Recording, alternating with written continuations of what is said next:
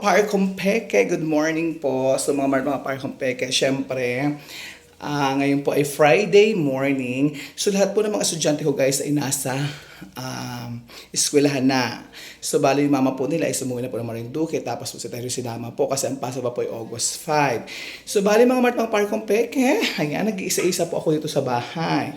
So syempre, mamaya po magluluto po ako at ako po ay maghahatid ng pagkain nila doon. So ako po magpapakain doon hanggang talas doon po ako ng hapon doon. So ang kain po, ang labas po ng mga anak ko 11:40. So, mapakainin po sila. Ang balik po nila ay 1. So, 1 to 2 po yung grade 1 ko. Tapos si Gabo po, 3:15. So, mauuna po ako kay Gabo. Lalabas kami ni Nining, uuwi kami dito. Tapos po si Gabo ang sunod. Si Nobel po ay alas 4 pa. So, bali, hahapon na lang po kami nagkakasama-sama dito. So, yun lang mga Parkong Peke. Siyempre, nag-iisa tayo. Ngayon mga Parkong Peke, maglilinis muna ako ng bahay. Siyempre, bago umalis ang bahay, kailangan muna maayos ang mga gawain dito, malinis ang bahay, syempre. Para pag uwi ng hapon is magluluto na lang ulit ng pagkain hapunan. Di ba mga Parkong Peke? Gawin po talaga ang aking routine.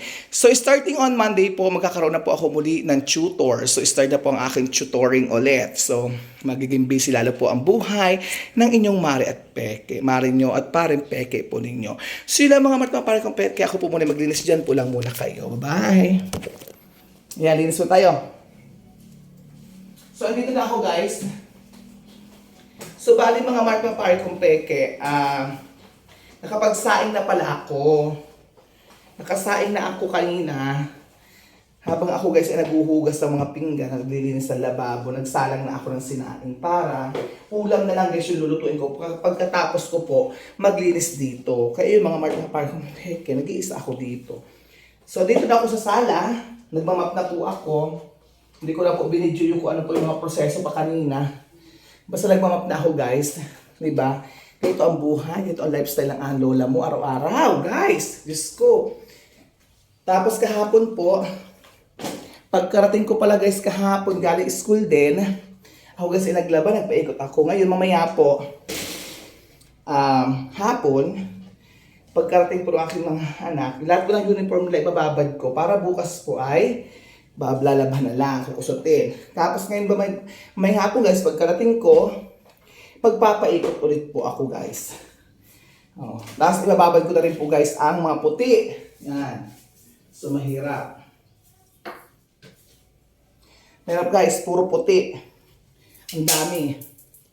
So isasabay ko na po ng pagbabad yung mga puti ko dun sa uniform. Pero nakaiba po kasi yung uniform ko. Sa timba siya. Kasi iba po yun, di po pwede iba sabay sa puti yun.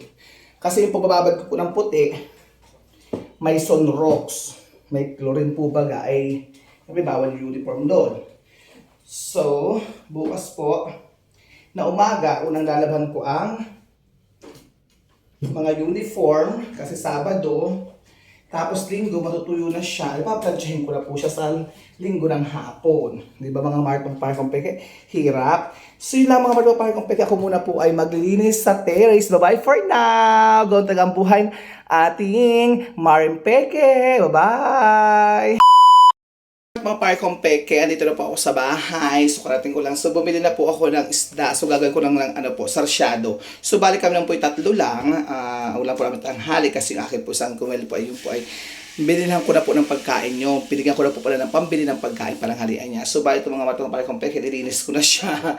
Ayan. So, 4 na perasong lagidlid po ang tawag sa amin yan. Hindi ko alam po kung tawag po dito niya sa ano. So, basta sa Manduco po, lagidlid po ang tawag yan. Limod ko dito kung ang tawag sa Quezon. So, yung bali, mapiprituin ko muna mga Parkong Peke.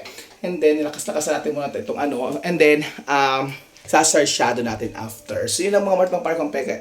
Update ko na lang kayo later. Kung Peke, okay na. Hindi ko na binidyo po yung pagpe-prepare. So, ito na ready na guys siya. So, ito yung uulamin na namin. So, didala ko ng lahat kasi sakto po sa amin. Doon rin po kasi ako kumakain. So, yung mga Parkong Peke, ako naman po ngayon ay maliligo. Tatakpan na po natin at baka pangit po kasi pag lumalamig para maganda masarap matmait yung sabaw. So, it's already 9:30 na po. So, alis po ako dito ng mga 11. Yan. So, at least preparado na po. Ito, mapapahinga po muna ako kasi ako pala po muna guys ay magliligo. At least naka-prepare na po lahat. Kutsara. Yan. kanin at saka ulam and tubig. So baso na lang po pala guys ang kulang dyan. So kukuha muna tayo mga marpaparko-peke ng baso. Ayan. So dadala natin ng baso. So ito lang guys na dadala kong plastic. Hindi na bari. Kasi lang to sa bag. Doon sa lagayan ko. So hindi na bari kung mamalaglag at kasi di sa babasag. Secured na rin po yan. So mga marpaparko-peke, so papahinga muna ako. Bye-bye for now. At ako muna guys, mapapangat ako guys ay nagluto syempre. So bago ang lahat, mga pang peke, titingnan ko pa, wala nga po muna guys yung aking sa labas yung bike, baka ako nawala na guys. So ito pala guys. So yan mamay ko. So walang kahong katao-tao, walang kasama-sama. Ito yung masyadong matahimik dito sa lugar namin. Ito kapag itong oras na wala pong mga tao. May mga pasok guys. So konti lang. So, isa-isa ko ito mamaya. Marindi na naman at maingay naman po ako. So, yun lang mga marpaparko peke. Bye-bye. God bless everyone. And bye-bye. Don't forget to follow and share and subscribe po ng aking po mga social media app. Thank you so much. God bless everyone and I love you. Thanks for watching.